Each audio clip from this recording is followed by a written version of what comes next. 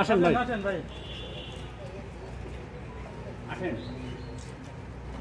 বাগেরহাটের মোল্লাহাটে চাঞ্চল্যকর ৩.৫ বছর বয়সী শিশু আহসান উদ্দিন বিশ্বাস হত্যা মামলার ২ আসামিকে গ্রেপ্তার করেছে পুলিশ। গত রোববার গভীর রাতে উপজেলার কচুরিয়া এলাকায় অভিযান চালিয়ে তাদেরকে গ্রেপ্তার করা হয়। নৃশংস নির্মম পৈশাচিক যে হত্যাকাণ্ডটা সংঘটিত হয়েছে, একটা শিশুকে নির্মমভাবে হত্যা করা হয়েছে। আহসান উদ্দিন বিশ্বাস ৫ বছর বয়স। তো বিষয়টা ছিল যে গত ৫ তারিখ বিকালের পর থেকে শিশুটাকে পাওয়া যাচ্ছিল না।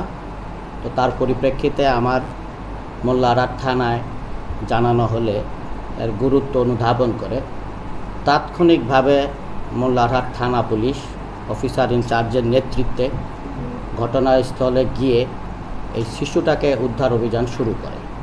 এরই ধারাবাহিকতায় তার পরদিন আমরা এই শিশুটার লাশ ওই ভিকটিমের আবাসস্থলেরই অদূরে একটা পানের বরজের পাশে গর্তের মধ্যে খুঁজে পাই। তো দেখা যায় সেই লাশটাকে আপনার হাত পা বেঁধে পলিথিন এবং সার্জিক্যাল ট্যাপ দিয়ে মোড়ানো অবস্থায় ওখানে তাকে হত্যা করা অবস্থায় আমরা পেয়েছিলাম সেখানে। তো পরবর্তীতে আমরা যখন ব্যাপকতর তদন্তের মাধ্যমে যেটা প্রাথমিকভাবে আমরা উদ্ঘাটন করতে পেরেছি যে ওখানে পারিবারিক দ্বন্দ্বের জের ধরে এই শিশুটাকে এই নির্মমভাবে হত্যা করা হয়েছে। আমরা এখানে মোহাম্মদ আকবর শেখ এবং হিজবুল্লাহ এই 2 জন আসামির সম্পৃক্ততা আমরা প্রাথমিকভাবে খুঁজে পেয়েছি। তাদেরকে ব্যাপক জিজ্ঞাসাবাদের মাধ্যমে মামলার কিছু আলামতও আমরা উদ্ধার করেছি। বিস্তারিত তদন্ত অব্যাহত আছে।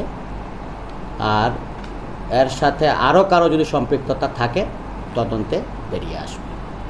আমরা খুব দ্রুত ঘটনা জানার প্রায় 24 ঘন্টার মধ্যেই এর মোটিভটা এবং এই আসামিটাদের প্রাথমিকভাবে খুঁজে বের করতে সক্ষম হয়েছি।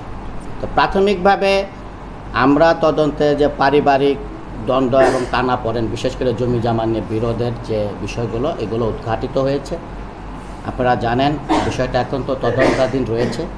এখনই চূড়ান্ত সিদ্ধান্ত উপনীত হওয়াটা ঠিক হবে না। তবে প্রাথমিকভাবে আবারও বলছি এই পারিবারিক দ্বন্দ্ব পাশাপাশি জমি জমা নিয়ে দ্বন্দ্ব সেখান থেকে এটা উদ্ভূত হয়েছে বলে আমরা মনে করছি। বলাৎকারের বিষয়টা ঘটেনি।